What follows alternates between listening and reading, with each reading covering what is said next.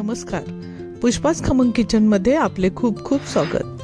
आज आपण बनवणार आहोत महाराष्ट्राची पारंपरिक चविष्ट आणि खमंग भरलेली वांगी. कमी साहित्य, सोपी कृती, अप्रतिम चव. एकदा बनवली की पुन्हा पुन्हा करावीशी वाटेल.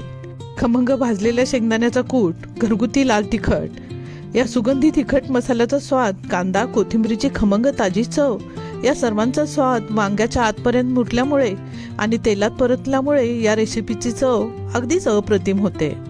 यासाठी लागणारे साहित्य: 4 वांगी, 1 मध्यम कांदा, मूठभर कोथिंबीर, शेंगदाण्याचा कूट, घरगुती लाल तिखट, चवीनुसार मीठ, 3 टेबलस्पून तेल. आता सर्वप्रथम वांगी स्वच्छ धुवून घेऊया. प्रत्येक वांग्याला मधोमध 4 चिरा पाडून घेऊया. प्रत्येक देठापर्यंत पूर्ण कापायची नाहीत, त्यामुळे वांगे अखंड राहतील आणि मसाला व्यवस्थित भरता येईल. आता कांदा, कोथिंबीर आणि भाजलेल्या शेंगदाण्याचा कूट एका प्लेटमध्ये घेऊन त्यात चवीनुसार मीठ आणि घरगुती लाल तिखट घालायचं. हे सर्व हाताने छान कुस्करून एकजीव करायचं. आता यात 1 टेबलस्पून तेल घालायचं, म्हणजे मसाला एकजीव होईल. हाताने मिक्स केल्यामुळे कांद्याचा रस, कोथिंबीरीचा सुगंध आणि शेंगदाण्याचा खमंगपणा एकत्र येऊन मसाल्याची चव अनेक पटींनी वाढते. आता तयार मसाला प्रत्येक वांग्याच्या चिरांमध्ये दाबून दाबून व्यवस्थित भरायचा. प्रत्येक चिरात मसाला भरला की प्रत्येक घासात भरपूर चव मिळते. भरल्या वांग्याची अशी ही सर्वांची आवडती भाजी महाराष्ट्रात घरोघरी आठवड्यातून 1 वेळ तर नक्कीच बनते. हे भरलं वांग कोणाला न आवडेल अशी व्यक्ती सापडणारच नाही.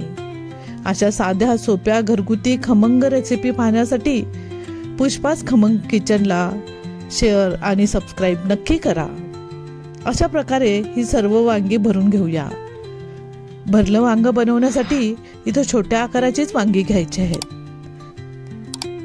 आता गॅसवर जाड बुडाच्या कढईमध्ये 2 टेबलस्पून तेल गरम करायला ठेवूया.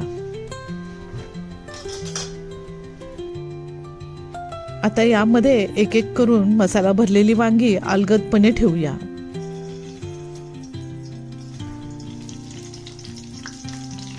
दोन्ही बाजूंनी आलटून पलटून 10 मिनिटं परतून घ्यायचे आहेत. या ठिकाणी आपल्याला गॅसचे आच मध्यम बारीक करत ही वांगी परतून घ्यायची आहेत. मोठ्या गॅसवर त्यातील मसाला करपण्याची शक्यता आहे, म्हणून हे मध्यम आच करतच परतायची आहेत. ही वांगी परतत असताना खूप छान असा सुगंध संपूर्ण स्वयंपाकघरात दरवळतो, त्यामुळे भूक जरा जास्तच लागते.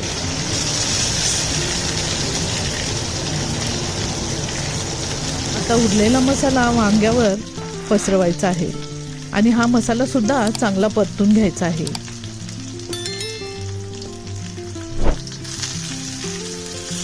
आणि ही वांगी पुन्हा थोडीशी उलटण्याच्या साहाय्याने वर खाली करून घेऊया. ज्या प्लेटमध्ये मसाला तयार केला आहे त्यात थोडं पाणी घालून तेही कढईमध्ये ओतायचं आहे. त्यामुळे मसाल्याचा एक कणही वाया जाणार नाही आणि या भरलेल्या वांग्याला अप्रतिम चव येईल.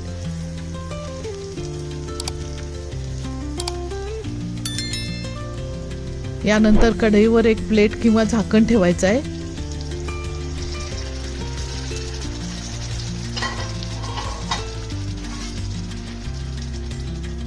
आणि या प्लेटमध्ये थोडे पाणी घालायचं आहे, त्यामुळे वाफ आतच राहते आणि वांगी अगदी मऊ आणि रसाळ आणि छान शिजतात. आता झाकण काढून पाहूया. आता बघा, मसाल्यात मुरलेली प्रत्येक वांगी हळूहळू मऊ होत आहेत आणि त्यावर सुंदर सोनेरी रंग चढू लागला आहे. शेंगाचा कूट, कांदा, कोथिंबीर आणि घरगुती लाल तिखट मसाल्याचा खमंग दरवळ संपूर्ण स्वयंपाकघरात पसरला आहे. हलक्या हाताने वांगी परतल्यामुळे मसाला प्रत्येक चिऱ्यामध्ये छान मुरत गेला आहे, त्यामुळे प्रत्येक घास अधिक चवदार होणार आहे. कढईतून वर येणारे मसाल्याचे तेल या भाजीची परफेक्ट तयार झाल्याची खूण सांगत आहे. या टप्प्यावर घाई न करता मंद आचेवरच ही वांगी शिजू दिली तर त्याची चव आणि पोत दोन्ही अप्रतिम येतात. काही क्षणातच ही भरली वांगी इतकी खमंग आणि स्वादिष्ट तयार होतील की गरमागरम ज्वारीची भाकरी, बाजरीची भाकरी किंवा मऊ चपाती सोबत याचा प्रत्येक घास मन तृप्त करून जाईल. आता आपली भरलेली वांगी अगदी परफेक्ट तयार झाली आहेत. ही रेसिपी आवडली असेल तर व्हिडिओला लाईक करा, आपल्या मित्रमैत्रिणींना शेअर करा आणि अशाच खमंग, सोप्या आणि साध्या पारंपरिक रेसिपीसाठी पुष्पास खमंग किचनला लाईक करा, सबस्क्राईब करा.